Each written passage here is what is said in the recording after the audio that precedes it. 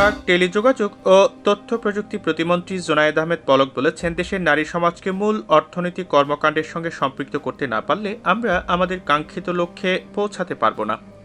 তিনি বলেন, সরকার ও পরিবারের দিক থেকে আমরা যদি সহায়ক হিসেবে উৎসাহ এবং সহযোগিতার হাত বাড়াই, তাহলে আমাদের দেশের নারীরাও সাফল্যের উজ্জ্বল দৃষ্টান্ত স্থাপন করতে পারবে।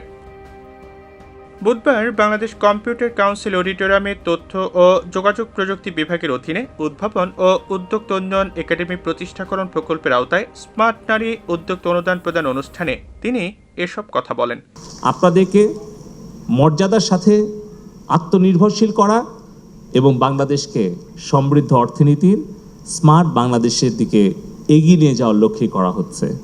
আপনাদের সাফল্যেই বাংলাদেশের সাফল্য এবং আপনাদের নেতৃত্বে আমরা গড়ে তুলব 2041 সাল নাগাদ বঙ্গবন্ধুর স্বপ্নে সোনার বাংলার আধুনিক রূপ, জননেত্রী শেখ হাসিনার স্মার্ট বাংলাদেশ।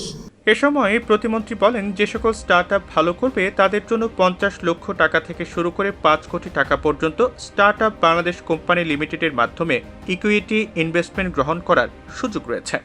যেরকম আপনারা চোখের সামনে দেখছেন শপআপ বা চাল ডাল বা অনেক এরকম স্টার্টআপ যারা অনেক ভালো করছে, তখন আপনারা 50 লাখ টাকা থেকে শুরু করে আপনারা 5 কোটি টাকা পর্যন্ত পার রাউন্ড আপনারা কিন্তু ইকুইটি ইনভেস্টমেন্ট পাবেন।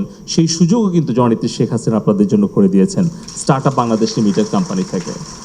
এদিন জোনায়েদ আহমেদ পলক বলেন, ইতিমধ্যে আমরা 2000 নারী উদ্যোক্তাকে 50,000 করে টাকা অনুদান হিসেবে প্রদান করেছি।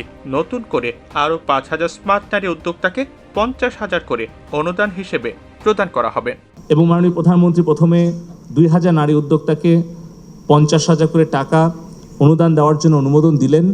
আমরা করোনাকালীন সময়ে উইমেন ইন ই কমার্স, আমাদের উইমেন আরও অন্যান্য বিজনেস অর্গানাইজেশন, ইক্যাপ, তাদের সহযোগিতা নিয়ে আমরা দিলাম এবং 1 বছরের মধ্যে আমরা দেখলাম যে এই সামান্য 50,000 করে টাকা দিয়েই আমাদের বোনেরা, নারী উদ্যোক্তারা তারা তাদের ব্যবসায় অনেকটা সাফল্য আনতে পারলো।